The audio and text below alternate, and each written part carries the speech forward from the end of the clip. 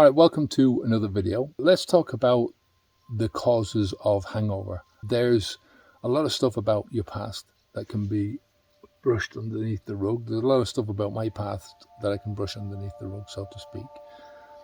There's a lot of stuff about my past drinking days that I just don't remember. You know, for one reason or another, they're gone, they're blocked off, or I was too blocked off to remember them in the first place. But my hangovers, or at least certain specific individual hangovers, these are things that are forever going to be etched onto my brain. So they're just something that is part of my past, and there's something that helps me to keep going forwards, you know, and think I'm never going back to that life. So the question is, what causes hangover symptoms? If we're going to be totally honest with ourselves, we have to say that there is only one cause of hangover, and that's the alcohol itself, right? So the hangover symptoms are caused by the alcohol, right? That's the real truth. You know, when I think back to all the bad hangovers that I had, without me putting alcohol into my mouth in large amounts of alcohol, there are no hangovers. I haven't got that stuff etched into my brain, right? I joke sometimes about nowadays I go to a party or something and I've eaten loads of foods like crisps or potato chips or sweets or cakes or that kind of thing, that kind of food, and I'm eating it in sort of bigger amounts than I would usually do. And I joke that the next day I've got a food hangover. But, you know, it's just a joke, right? You know, what I feel in those moments is nothing in comparison to the illness that I felt after so much alcohol poisoning. That's the only thing I can call it. And for me, the hangovers, those hangovers that I were getting were the kind of hangovers that I used to think, you know, these things are getting worse and worse and worse. You know, I used to think sometimes I'd wake up in the middle of the night and I think I was going to have a heart attack. And I've never felt as bad in my life, physically as bad as I did with those hangovers. And there's a good reason behind that, right? So anyone who has stopped drinking, they're going to tell you that once you unplug yourself from the alcohol, you also unplug yourself from the hangover, right? No more drinking, no more hangover. Or to put it truthfully, in plain terms, no more poisoning, right? So one thing follows another.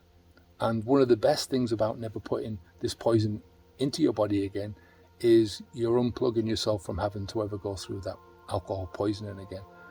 Never another hangover, ever, right? So let's dig into some of it's the best way of calling this, the peripheral reasons why your hangovers feel the way that they do.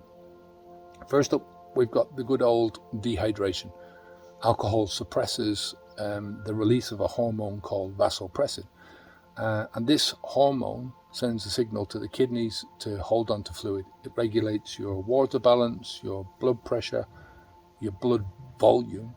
And the end result is that the alcohol that you've paid good money for is quickly and literally flushed down the toilet, right? Causing you to become dehydrated, causing more thirst, which the alcohol companies love, by the way, right?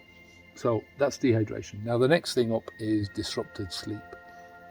Drunken people or alcohol poisoned people, whatever way you want to look at this, it might feel like they're falling asleep faster, but there's a huge difference between proper sleep and just being unconscious.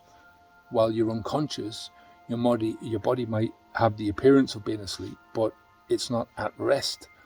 And that's the point of sleep, right? To be at rest, to rest and to recuperate and get up the next morning feeling like you can tackle the day ahead and you've got the energy to do it, right? Have you ever seen somebody who is unconscious while they're blind drunk, right? You know, I remember photographs, people taking photographs of me. Thankfully, I haven't got any of those, but I remember them in my past, and it's not a pretty sight, right? And the reason is really simple. There's an emergency situation going on throughout your body because your defense mechanisms, your self-defense systems, they're trying to eliminate the poison as quickly as possible. They're trying to limit the injury that is being caused by this poison being inside your body. So at the best, sleep is going to be fragmented. Unconsciousness is going to be fragmented. And we all know that once that numbing effect of the alcohol is worn off, then you start to recover your consciousness again. And that's not a great wake-up call, right? How many times I remember saying to myself, I'm never going to do this again. This is the last time I'm doing that. I feel so shit now. That's it. So with a hangover, you have sleep that isn't sleep, rest that isn't rest, and you're left with a physical and mental tiredness that is going to drag all the way through that day, caused waste in the day, right? So you wasted the night before, now you're wasting the whole day and beyond that day. My hangovers were starting to go into 2 and 3 days. Now, before I move on, if you're tired of that never-ending cycle of hangovers and you want to unplug from this life-sucking poison, I encourage you to check out our beginner's guide to unplugging from alcohol. It's in the description below. It's a quick course, gives you some basic ideas and concepts, and helps you to shift away from this destructive way of thinking, right? Leaving behind the mini withdrawals, the dehydration, the crap sleep that comes with putting a poison in your body, and starting a life where there's never another hangover ever again. That's a good life. So let's move on to the last one, which is mini withdrawals. Now, while hangovers themselves are not entirely withdrawal is certainly a part of the hangover.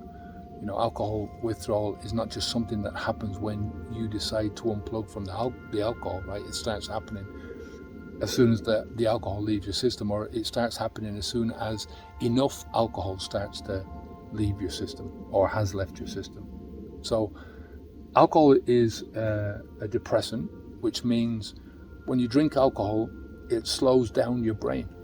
Your brain tries to balance this out by turning up the activity in your brain, turns on a chemical called glutamate, which makes your brain more active.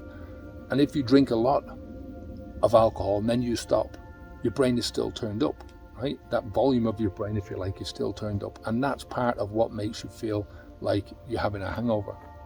Now, alcohol also increases dopamine. A lot of people associate the dopamine with alcohol, and that's part of the hangover as well. But the long-term effect of alcohol, which is often, it's called the feel-good chemical.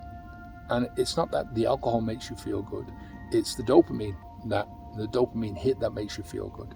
Now, the problem with dopamine is that if you drink a lot over time, your brain gets used to having more dopamine, right? Which screws around with the dopamine pathways, and then you start to not feel good without alcohol in your system. And that's the problem. That's the dependency there, right? So overall, alcohol is like, think about it like a grenade going off in your brain, a chemical grenade, right? Which messes around with the different brain chemicals, the balance of those brain chemicals. It messes with the structure, with the effects of those chemicals on your brain. And that's the scary part. You know, that's the part that carries over into your life long after the physical feeling of the hangover is gone. Now, it's hard to predict how many drinks are going to cause a hangover. You know, it depends on the person, on the circumstances, lots of different factors, right? But there's a certainty, an absolute guarantee that no alcohol in your body will cause no hangover, no poison, no poisoning, right? And this is the only guarantee you'll ever have, that you will never have a hangover again. Stop the flow, stop putting the alcohol into your mouth, right? So get the free course below, check out the full program at Habits V2. Take care of yourself, and I'll speak to you soon. Onwards and upwards, eh? Bye now.